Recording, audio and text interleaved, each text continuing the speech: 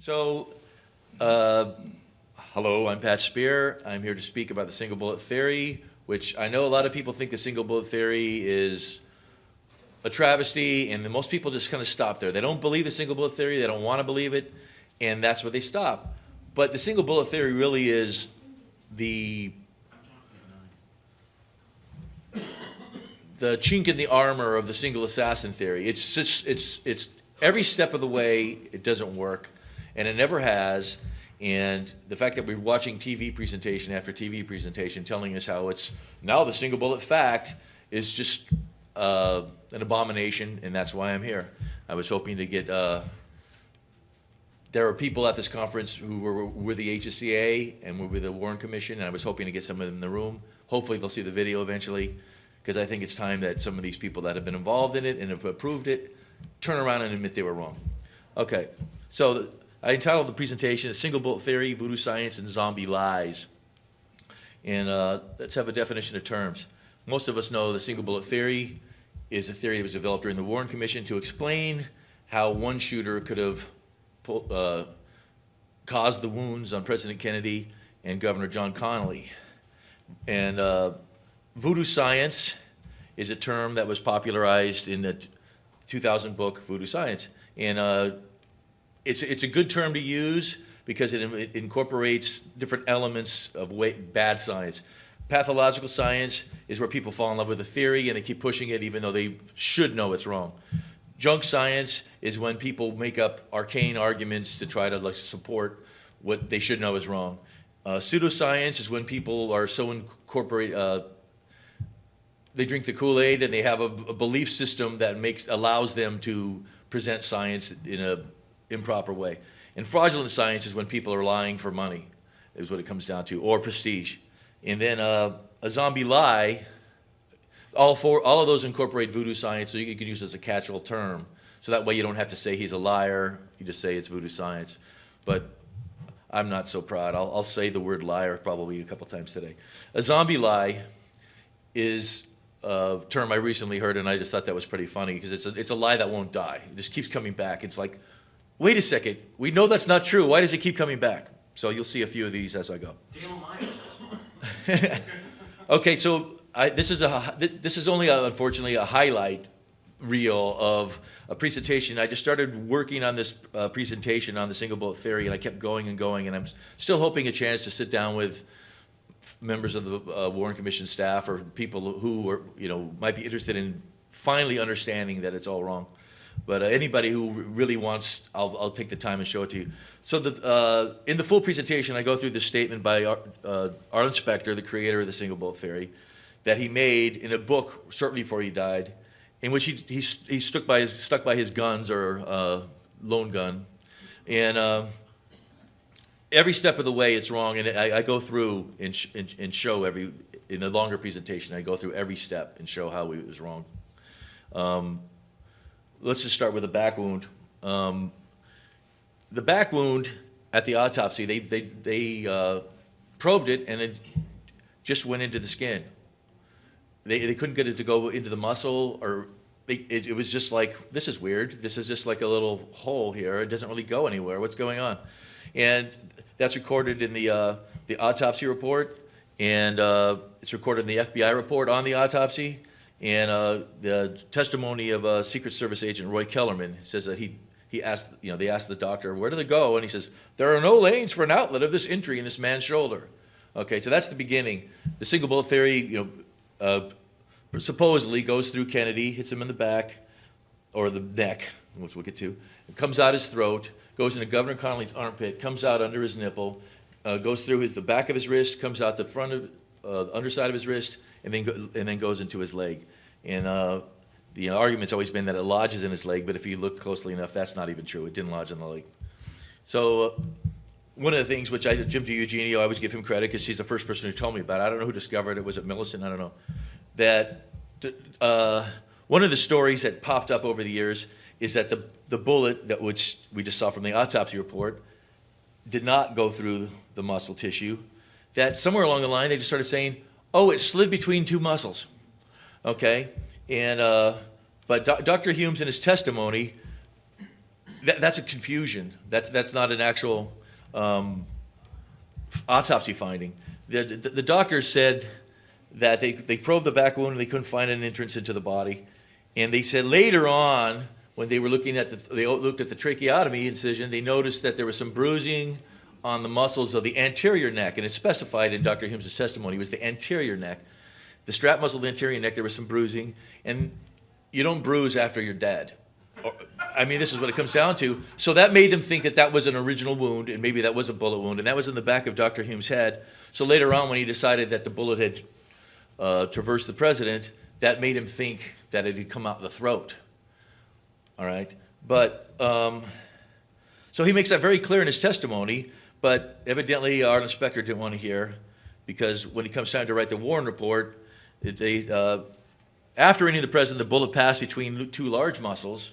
And I'm like, well, maybe they are talking about the front. But then he says, this led to speculation that the bullet might have penetrated a short distance in the back of the neck. Further exploration during the autopsy disproved this theory. The surgeons determined that the bullet had passed between two large strap muscles and bruised them without leaving any channel. So it's like, well, maybe they're just misrepresenting it. But then you go through Arlen Specter's interviews through the years. Throughout the rest of his life, he was always saying, they cut into the president to see the path, which was later detected in his neck. The bullet entered the back of the neck between two large strap muscles. Back of the neck. Okay? So the anterior neck had become the back of the neck. And this is what Specter pushed throughout the rest of his life. And as a zombie live, Vincent Bugliosi felt he had to repeat it. So in his book, he says, Dr. Humes realized that the bullet entered the neck, slipped between the muscles of the upper back and neck. Okay? And this is the, I'm not an expert on anatomy, but I can open up a book. And there's the strap muscles are on the front of the neck and the back of the neck, where they say that there was two muscles that the bullet just magically slipped between, is one muscle. It's the trapezius muscle, covers that whole area. Okay, so let's move on, deconstructing Arlen. And the other part, he says it passed through two large strap muscles in the back of Kennedy's neck. Well, is it really in the neck? And here's the autopsy face sheet that was done during the autopsy by Dr. Boswell marked the locations of the wounds. And on the left, on the throat, or my left, your left too, Our left. They marked the location of the tracheotomy incision up towards right below the chin, or there on the neck. And then the back wound, or the neck wound, according to Specter, is there way down from the neck in the shoulder. And, so that's very interesting that happened. And that created a problem, because that creates, since the bullet supposedly came from behind, it was going upward within the body from back to throat. And that was a problem that they recognized fairly soon. And this is something which is kind of new, which most people I don't think realize, is that the first mention I could find of this is not in the executive session of the Warren Commission that people think is the first mention of it. It's actually in a memo from Joe Ball and David Bellin to General Counsel J. Lee Rankin of the Warren Commission a few days before that, when the Warren Commission investigators were broken into staff of junior and senior staff, and they were all given assignments. And then they had to make an outline of what they were going to cover in their assignment. And so in their outline of what they were going to cover in their chapter of the report, Joe Ball and David Bellin say, what about the trajectory of the bullet and the angle of striking? Point of exit appears higher than point of entry. And this is interesting, because they were not involved in the medical evidence. Their job was to find evidence pointing towards Oswald as the assassin, or not as the assassin, as they would say. Like David Bellin always insisted that he was looking to prove he wasn't. All right.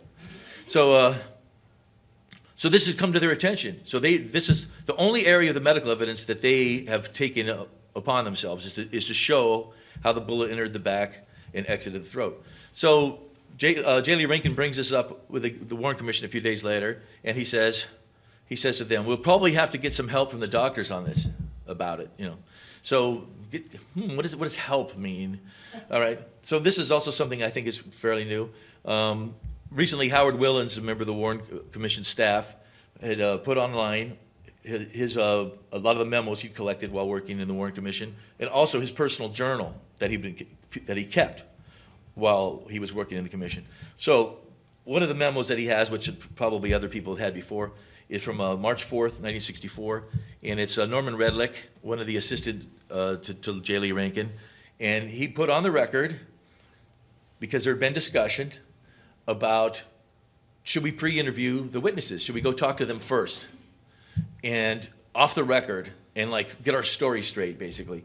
And but Norman Redlick thought that was wrong, to his credit, and he put it on the record that if we compound the lack of cross-examination with the preconditioning of witnesses, we'll be presented a record which, in my view, will be deceptively clean. Okay, and this is what's new. It's in Howard Willen's journal, which he put online. So this journal entry is for Monday and Tuesday, March 9th and March 10th. And so this applies to Tuesday, March 10th. He says that Chief Justice Warren is really upset about the eyewitnesses they've been taking testimony from. And so I went back and looked who were those eyewitnesses, and they were Arnold Rowland, who said he saw 2 people on the 6th floor, Amos Ewens, who said he heard 4 shots, Robert Jackson, who said he heard the last 2 shots, bang, bang, and James Worrell, who said he heard 4 shots. So Warren is upset that they're putting all these guys on the record and saying all this stuff which is pointing away from a lone assassin. And rather than being interested in like, hey, maybe we're onto something here, he's very upset about it. And he expressed his opinion that more witnesses, significant testimony should be called as quickly as possible. He expressed his view that the medical witnesses were among the most important witnesses to be heard. He indicated that many of the witnesses that had already been called did not have much testimony of substance. The various members of the staff then discussed their views as to the difficulty of the medical testimony. Chief Justice indicated he was primarily interested in hearing the testimony of the doctors from Bethesda Naval Hospital. He indicated that he wanted to get our lawyers on the road as quickly as possible to interview witnesses. In the course of stating this, he said he had complete faith in all of the members of the staff and wanted to be free to have unrecorded interviews of the witnesses. The Chief Justice apparently had been briefed on this by Joe Ball. Joe Ball had been a longtime lawyer in California, and he'd known Warren for probably 30 years. So, and then the next part of Willen's memo, he goes on about, apparently during the day's testimony, the Chief Justice indicated his readiness to receive a clean record. So Redlick had said he was worried about having a record that was clean. Warren says, I want a clean record, right? It says, Mr. Ball agreed with this approach. Well, what a surprise. And Mr. Specter thought that we would need to amend our approach. Okay. And I'll just keep going from there. So the very next day, I never appreciated that until I was working on this. The very next day, Joe Ball and Arlen Specter go to Bethesda Hospital and talk to the doctors. Frank Adams was Arlen Specter's partner on the medical evidence. Frank Adams has been cut out of the loop. Joe Ball, the only part of the medical evidence he's supposed to work on is to show how a back wound, a bullet hitting the back, could exit the throat, and it could all point back to Oswald. So that's the only part he's supposed to be working on. And sure enough, Joe Ball and Specter run over to Bethesda Naval Hospital the next day, and down the road, and they're met by Admiral Holloway, which it's actually Galloway, right? Specter can't even get it right. But and this guy is showing them how, it works. But he actually says he put the finger on the back and the second finger on the chest, which that's not where the wounds were. I mean, the finger wound was on the back, but as you'll see, that gets changed really fast. But we requested, later on they would say, the doctors offered, but the actual original memo is we requested that Dr. Humes and Boswell have prepared drawings. So that's March 12th, okay? And one of the interesting things I found is that in Specter's books and his interviews, he always says, I went over on the Friday before their testimony and asked them to make these drawings. And you'll see that over and over again. Actually, it was, a Wednesday, right? So he went over on Wednesday, but he kept talking about Friday. Well, so when Dr. Humes testifies the next Monday, they bring the drawings, and magically the wound that was a problem is now on the neck going out the throat. And I'd refer back to, we will probably have to get some help on this, so that's the help in my interpretation. All right. But one of the things is that you can't hide, they kept the same measurements. And this is something that kind of made me crazy when I started researching this, is that people just accepted that the 14 centimeter measurement pointed to the base of the neck. It does not. I mean, there's probably a few people at this in this building who might have really long necks where it will. But you know, I'm a bigger man than Kennedy, and 14 centimeters from the base of my skull is clearly on the back and in line with the autopsy drawing and not the drawings that they entered into evidence. Not even close. And what's interesting is during his testimony, Dr. Humes at one point actually says that we provided the measurements to the artist. Well, that ended up being not true, and everybody knew that wasn't true. But evidently, what they would say was like the size of the wound, but they didn't tell him the actual measurements. They certainly never told Rydberg, I guess his name is, from I always say Rydberg, but I guess it's Rydberg.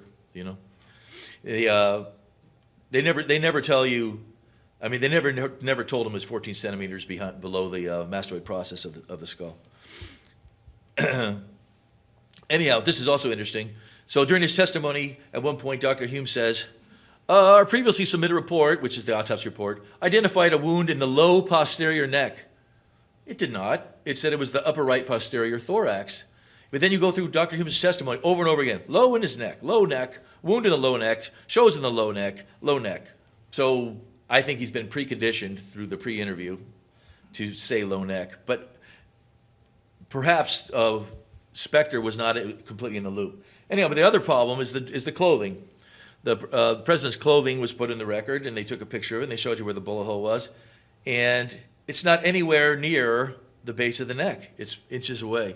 So I presume, once again, that Specter figured this out, because part of the testimony with Dr. Humes is that yesterday, keep in mind he's testifying on Monday, yesterday they took a look at the clothing. So they came in on a Sunday to look at the clothing.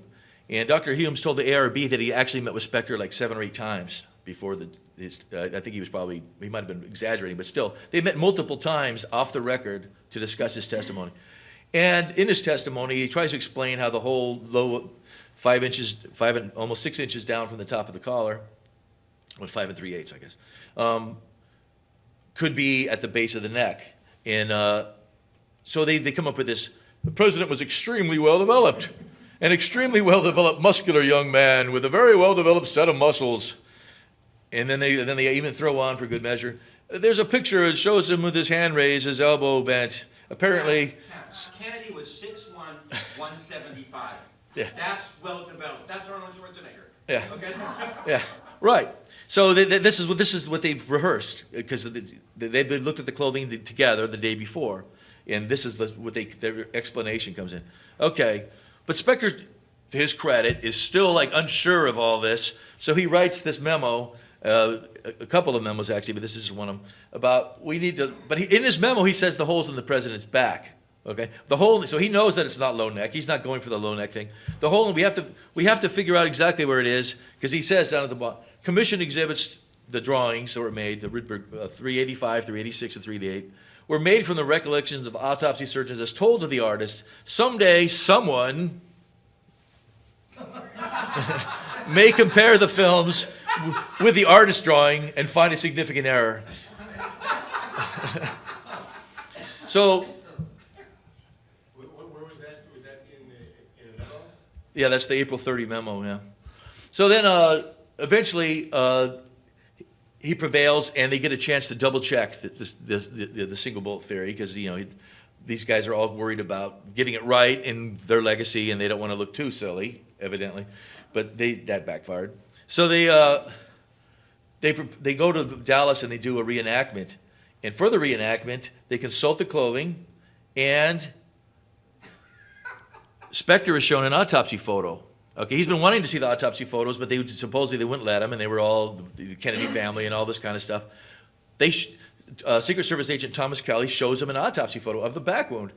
And in my longer presentation, I go into how Specter's story about why he didn't introduce it into evidence. But anyhow, he's seen this picture of the back wound. They do the right thing, and they mark a chalk mark on the back of the stand-in for the president's clothing. Now, is that the Secret Service inspector or the FBI inspector? Thomas Kelly, Secret Service inspector. So it's a Secret Service. Inspectors sometimes would say things like, oh, it was an unauthenticated photo. Okay, he knows the Secret Service has the photos. He knows Thomas Kelly is leading the Secret Service's investigation. In one of his memos, he says, I talked to Thomas Kelly about getting permission to see the photos, and he says that Robert Kennedy would probably be agreeable to it. So So he knows Thomas Kelly's got the photos, and Thomas Kelly shows him the photo, but then he says he didn't enter it into evidence because it's an unauthenticated photo. But Pat, the Kennedy family deed of gift did not go through until 65. So how would Robert Kennedy have any control of those? Well, in the longer presentation, I get into about the lie about the Kennedys being involved in it. Actually, when they created the ARB, Specter was for it, and he was testifying, and he said, the Kennedy family wouldn't let us look at the photos, and somebody tipped John Glenn off, because about an hour later in the testimony, he comes back and he says, I think that the Warren Commission was given access to the photos, and Specter's like, yeah, well, and he kind of weasels around. I'm sorry, I'm being judgmental. But he ends up saying, yeah, you're right, the Warren Commission made the decision, but he still doesn't admit that he saw the vacuum photo. And this is a senator. Anyhow, so as you can see from the trajectory using the chalk mark, it doesn't really exit the throat. And that was put in the New York Times, June 1st, and so that was a problem right there. So, but they did actually test it. They took pictures from the sniper's nest, lining up Connolly in the Connolly stand-in and the president's stand-in to try to make it work. In fact, in Kelly's testimony on June 4th, he says that they even made adjustments to try to get the levels of the two of them exactly right. But if anybody can look, you can see where the crosshairs are towards the chalk mark, because they took the photo. They actually used the assassination rifle and put a camera on it, and that's not Connolly. It doesn't go through to Connolly's armpit. It's low on his back, right? I think so. I don't think that the vertical trajectory works. Well, that's the wrong car anyhow. Yes, that's the. But they made adjustments to try to make it exactly right. They tried to make it right. So people focus on things like it's the wrong car, and then they just kind of move. No, they tried to make it work. And there's their photos, and it doesn't work. But What rationale did they offer for not using the president's automobile? Was it too morbid? it was being turned into a tank. Right. They were turning it into a tank, basically. And so during this reenactment, they see that the president is under a tree from certain frames because they're comparing it towards the Zapruder film, but they realize that from the sniper's nest to get Connolly's wounds, that Connolly would have to be hit between frames 207 and 225, and when you figure it all out, it doesn't really add up that Connolly and President Kennedy could have been hit by separate bullets in that stretch. So it reaches the point where now what Specter was hinting at is now the single bullet necessity. In order for them to say that Oswald did it alone, they really have to be anywhere, close to, unless they want to pretend like, Kennedy was hit like when he was still waving at the crowd and smiling or something like that. In order to make it work, they really have to say they were hit by the same bullet. So after they do the reenactment, they go to a garage and they further check the trajectory, and they line up the president stand-in and the Connolly stand-in, and they put a string against the wall to show the angle from the sniper's nest when they think he was hit. And then they get a trajectory rod and they line it up, and they get the throat wound and the back wound of Connolly to match up. Well, that's no trick, but it comes out way above Kennedy's back wound, as you can see in the left. And that was actually on the History Channel, and I grabbed that and I put an oops over where it said History Channel. But they, those photos, we'll get to that in a second. Anyhow, and then on the, I'll just move to the next screen. So a few days later, they take the testimony of the people who participated in the reenactment, including Thomas Kelly, and during his testimony, I think this is revealing. I think to me this is what nailed it for me, that Arlen Specter has been lying for a long time and did continue to lie throughout his life. He asked him about the chalk mark that they used, and Thomas Kelly, actually he doesn't go into it. Specter forces upon him that, permit me to show you Commission Exhibit 386. So that's the drawing that shows it at the base of the neck, where we know that the chalk mark is not. And he says that was the basis of their using the chalk mark. So you're like, what? The chalk mark's on the back. And some people get confused in this part because they think that the photo up in the upper corner here is an official Warren Commission photo. It is not. It was a photo that was printed in the New York Times. It was never part of the Warren report, never part of the Commission's files. Anyhow, so they're trying to push that the wound is at the base of the neck, because what were they trying to hide the chalk mark? Actually, yes, they're trying to hide the chalk mark. So he, after he talks to Kelly, I think it is, he talks to Lyndall Schoenfeld from the FBI, and he asks them about, when we were figuring out the trajectory, how did it line up? And he says, oh, the rod passed through a position on the back of the stand-in at a point approximating that of the entrance wound. Okay, approximating. It's just, we're approximating Dallas here, I guess, But, and what photo do they enter into the evidence? Do they enter the evidence of the chalk mark? No, they enter the photo taken from the front. They took a series of photos from the back and the front. They enter one photo showing the trajectory from the front. So they're hiding the back wound, or hiding the chalk mark.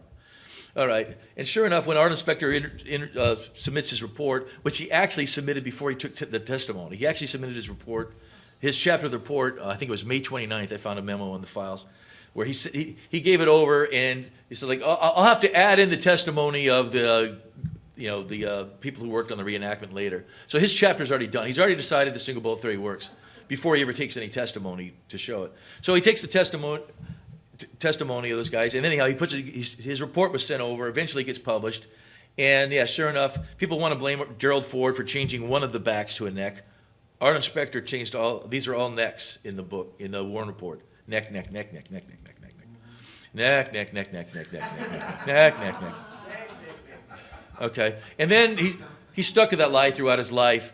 After the autopsy photos had been made public through the internet, etc., and where people had seen him reproduce drawings of a tracing of it reproduced in the official records, he continued to say it was a neck.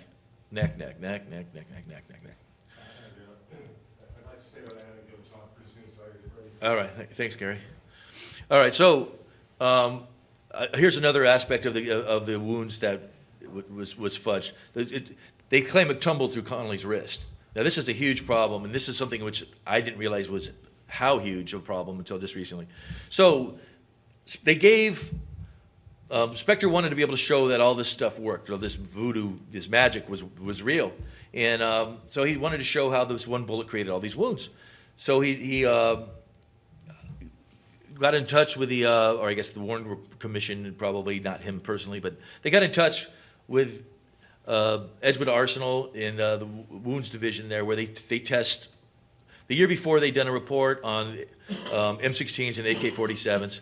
So then they do all these tests, and the tests show that the bullet traveled at 1,772 feet per second after passing through a neck, a simulated neck. And then they say that the bullet passed through they shoot a goat, and the bullet lost 265 feet per second going through the goat chest. And then they say, well, Connolly was bigger than the goat, so it'd be about 400 feet per second that it would lose.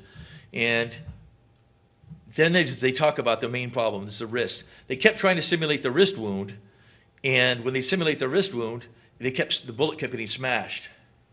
So they decided that the bullet that went through the wrist must have been greatly slowed, because a bullet will deform when it's traveling fast, but if it's traveling at a slower velocity, it will not deform. So they figured that the bullet must have been greatly slowed by the time it hit the wrist. And they say that they shot 7 cadavers, and they timed it, and it only lost 82 feet per second, because the way Connolly's wrist was hit, the bullet did not go straight through the bone. It like ticked it at an angle and snapped it. And so to recreate that on 7 cadaver wrists, it only lost 82 feet per second. And so Olivier, so that was Olivier's testimony. And so they talk about, so the bullet must have been traveling at a very low velocity at that point, and if sure enough, it backs it up, because the thigh wound, the bullet did not actually enter the thigh, as people think. It kind of bounced off it, all right? It was a very low velocity when it hit the thigh wound, or when it hit the thigh. So, fun with math. I don't know if it's really fun. I just like the other day said, like, okay, so if it's a bullet traveling at a very low velocity, which is the thigh, it's 150 feet per second. And it went through the wrist at 82 feet per second faster than that, that's 232. If it was the chest wound, 400 feet per second, that's 632. And you just do the math, and you go all the way back to the gun, and it's a subsonic bullet. It's assassins will quite frequently take some of the powder out of the bullet so that it doesn't make a supersonic sound as it's snap as it's going through the air. So the evidence of the wounds that they studied pointed back towards it being not Oswald just grabbing a regular bullet and putting it in. Someone's firing a subsonic bullet, okay? But there is an out that's kind of in the testimony. When Specter asked Dr. Olivier, he says, had the bullet passed through the president and then struck Connolly, would it have lost more than 400 feet per second, as your test showed? He said it would have lost more, but he says, how much velocity would have lost? I couldn't say, but it would have lost more. Oh, okay. So if we go back and we do the math, it needs to lose 1,140 feet more per second. Okay, it needs to really lose more than it's lost in all the bodies it's hit. It needs to lose that more just by being sideways through part of the time going through Connolly. And so in the Warren report, however, someone was aware of this because they don't quote him and say more. They say substantially more. Okay, the bullet lost substantially more velocity than 400 feet per second. Okay, so somebody was aware of that problem and they just threw the substantially in there. And Dr. Olivier never said substantially. In fact, the evidence points that he'd never believed substantially.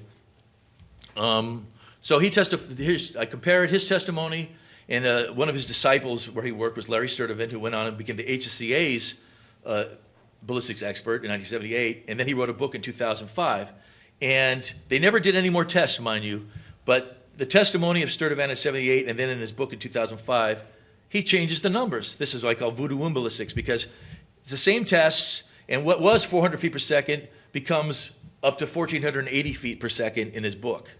And the impact upon hitting Connolly's wrist, which in his first, when he told the HSCA was 1,100 to 1,300 feet per second, becomes 400 to 600 feet per second. So even though their tests didn't back it up, he knows to make the bullet slow enough to damage the wrist the way it was damaged, he needs to add a bunch of, or subtract rather, a lot of the velocity while it's going through the chest. But then there's also the problem that if it hits hits Connolly's rib cage at the speed that the test showed it would have deformed far more than the bullet did because the bullet is largely undeformed. It's bent a little bit. So in Sturtevant's book, he separates out the Connolly's back wound to the amount of velocity it would lose before hitting the rib versus the amount of velocity it would lose after hitting the rib. And he actually has the bullet lose more velocity hitting Connolly right here before it hits the rib than it lost all the way through Kennedy. Okay? So that 1/4 of an inch or an inch or whatever was on Connolly's back there must have been made out of armor or something like that because he was just fudging with numbers trying to make it work. It never worked. All right. So that was the original single bullet theory. And then the HSCA revived it, unfortunately. And why did they revive it? Well, you look at the timing. They gave over the wrist fragments that were removed from Connolly's wrist and the single bullet, C399, the bullet they believe is the one that went through the two men. They gave it over to Dr. Vincent Gwynn, a nuclear physicist, to study. And Dr. Gwynn did his test September 12th to September 14th, 1977. And as soon as he figures out and he concludes that the wrist fragment matches the magic bullet and that the single bullet theory is viable, the next day the doctors go in, the autopsy, the forensic pathology panel goes into the archives to look at the autopsy photos. So they were waiting for him to do his test before they went and made any of their decisions. So based upon what we heard yesterday about Professor Blakey wanting everything to match up, it's pretty clear that if he came out of Dr. Gwynn's test said the single bullet theory didn't work, they were going to say it didn't work. He was going to let them know, like, hey, he says it doesn't work. So it's pretty obvious to me, at least, that they were told, hey, this guy just tested the single bullet theory and it seems to work. Anyhow. So, but there's a problem with Dr. Gwynn's analysis, and we can see that I created this little chart a while ago. But when it comes to, he did a number of articles about testing bullet lead, and he says that you need to have 3 it matched on 3 elements, and you have the antimony, silver, and copper. Well, it doesn't match at all in copper. So he says, oh, well, it's because it's some of the nose of the bullet somehow got, but the nose was undamaged, but he just decided that some of the copper from the bullet somehow got mangled, and that was why the copper was wrong for the wrist fragment. And then he says silver, that's close enough, you know. But if you look, based on his criteria, almost every bullet that he tested, because he tested a number of bullets, this is including his controls and retesting the same bullet over and over again. But then, so he says antimony, look, it's really close, 833, 797, that's close enough. And so he says it's highly probable that they came from the same bullet. Well, when you look at, they also tested a few other elements. So they tested the other fragments in the car, and they said that they match. So they have 2 fragments found under Nellie Connolly's seat, a fragment from the brain, and a bullet fragment from the front seat. And they concluded that those matched. But when you compare those matches versus the magic bullet and the wrist fragment, it's clear the magic bullet and the wrist fragment don't match, because the ranges should be similar, but the ranges are actually further for the 2 elements, for the 2 specimens, I guess I can't think of the term, the 2 items that they tested versus the 4. So it seems probable that the magic bullet and the wrist fragment don't actually match. And I think that Gwynn came to suspect as much himself, because he presented his findings in 1977 to the HSCA, and he said that silver was 7.9 parts per million plus or minus 1.4. And he explained that at one point in his report that it was either the counting statistics, which I assume is like a certain fudge factor based upon the technology involved, or the average of 2 tests. And sure enough, he tested silver twice. So 7.9 plus or minus 1.4 indicates to me that he actually tested it twice, and he got 6.5 and he got 9.3. And 6.5, and since the other, that was the magic bullet, and since the wrist fragment was 9.8, 6.5 wouldn't do, so let's average it out to 7.9. Anyhow, so I think he figured out that his colleagues who had been reading all those reports saying they have 3 matches and everything, were going to not be happy with that. Because a year later, not even a year later, he prints his results in analytical chemistry, and the 7.9 plus or minus 1.4 had become 8.8 plus or minus 0.5. He hadn't done any more tests. He just changed his numbers. And I've never seen an explanation of why or how he did that. Well, I think he just did it like that. But there was never, anyhow, the HSCA medical panel goes in and they see that the bullet entered the back, not the neck. So they create this tracing, which shows that's where it is. Some people think that on the autopsy photo there's a lower wound also. I don't really believe that. But anyhow, that is a back wound, not a neck wound. In fact, they think it's a back wound that was actually below the throat wound. So they go back to what the Warren Commission was so afraid of, that the bullet went on an upward trajectory in the body. But there's a really interesting thing that I think I was the first person to really kind of focus on this, that even though they say the bullet entered on the back, when the trajectory analyst who's supposed to figure out who fired these shots testifies, it's up on the neck. And this is Thomas Canning, and he was brought in the HSCA to try to see where all these wounds pointed towards. And there it's up on the neck. So Dr. Baden testifies on September 7th, 1978, and he says it's on the back. He shows them the Warren Commission exhibit 385 and says, hey, this is the bullet wound in this drawing was 2 inches too high. And then 5 days later, Thomas Canning testifies and has the bullet wound in the exact spot which Baden just told him was wrong. And so I looked at this more closely, and sure enough, if you could do a transparency and put it over, he'd moved the back wound back up to where the Warren Commission had it. So what's going on with Canning? Well, the truth is in the footnotes. It's right there in the HSCA report. While the Forensic Pathology Panel did provide the information to the trajectory expert, the actual measurements related to wound locations were determined by the NASA scientist who was responsible for supervising the trajectory project. So they gave him the ability to move the wounds wherever he thought they would work. And coincidentally, they pointed back to the sniper's nest. And one of the problems which was there is in the HSCA's, the medical panel's drawings, they have the bullet entrance at the first thoracic vertebra, and they leave out that there's a rib that comes out of that vertebra, And so when you superimpose the rib back in, the bullet went right into a rib, supposedly. And the portable hole. So yeah, so Thomas Canning from NASA, they brought in a guy from NASA, and he magically transports the bullet wound where the doctor said it was, up above the rib. Okay, and this is not to focus on Canning too much. I was hoping to get Blakey here so he could comment on this. But if you read Canning's report closely, which is, a lot of people just think it's arcane, it's a guy from NASA talking about bullet trajectories. In order to explain how the back wound, which he agrees actually is on the neck, but he agrees that it didn't go down within the body. He has to explain it. So he has Kennedy leaning forward 17 degrees, and he says that photo, the Croft photo, supports that it was leaning forward 17 degrees.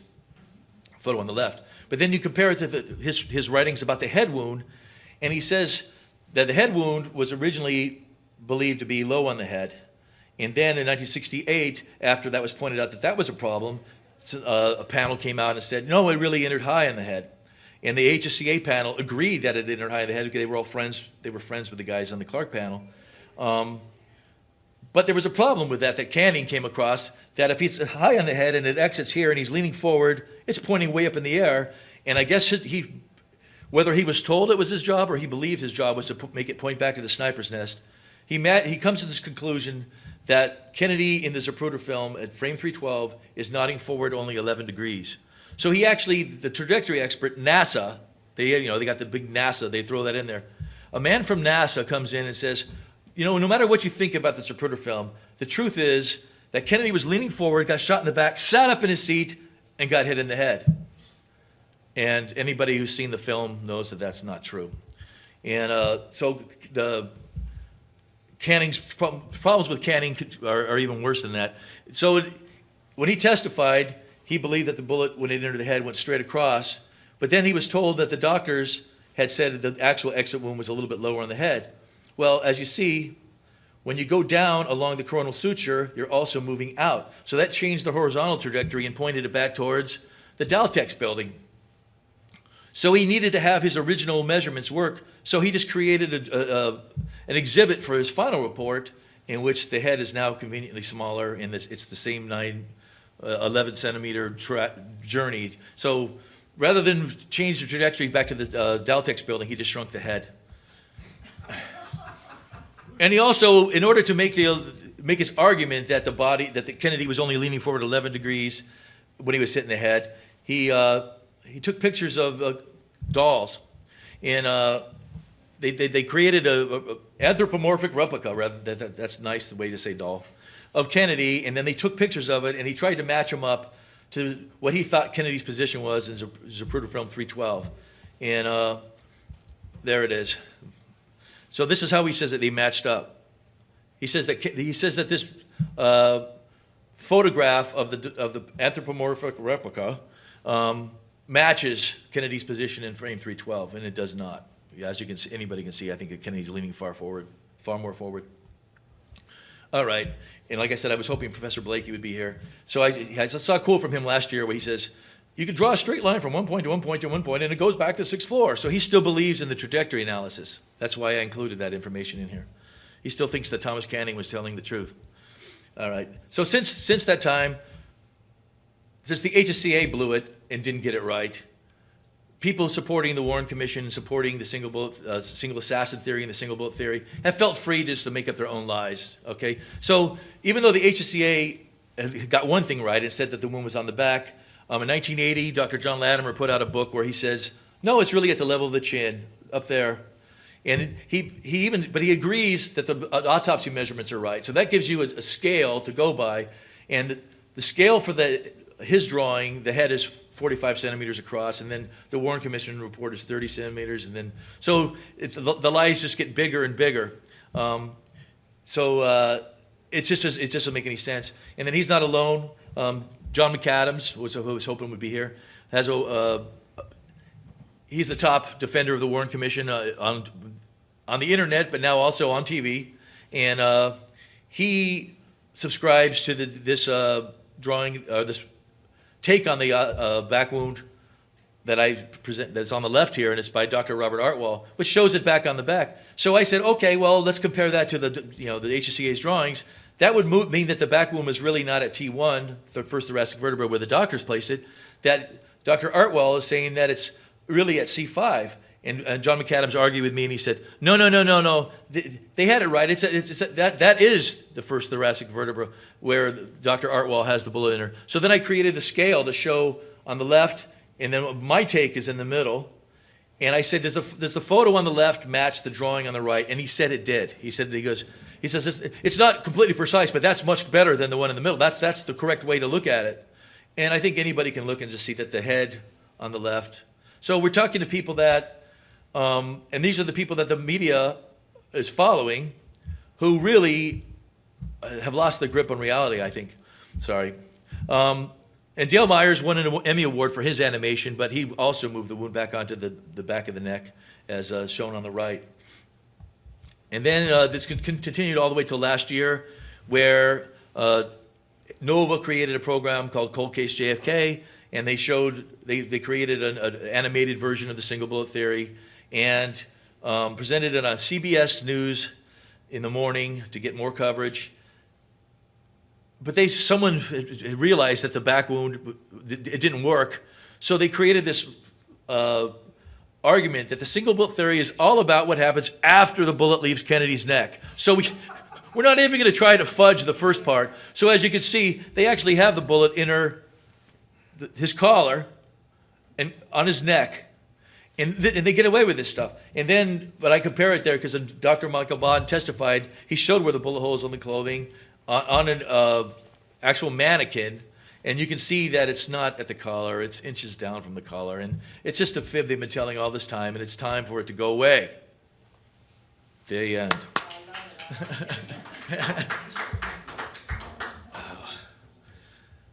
Any questions? I just want to make a comment. Kate would be shaking her hand, Pat, and in awe of what you have done with numbers. Kate never been through multiplication tables. Well, And he would be in awe. Oh, thank you. But yeah, it was just funny. When I looked at Dr. Olivier's testimony and I was lining it all, I went, wait a second. This all adds up to a subsonic bullet. And it's all like, how do they explain this? And so then when I found substantially more, I'm like, I have to go tell people about this because this is just, somebody in the Warren, somebody working on the report knew his testimony says, I can't tell you how much more, and they changed it to substantially more. So they knew what they were doing.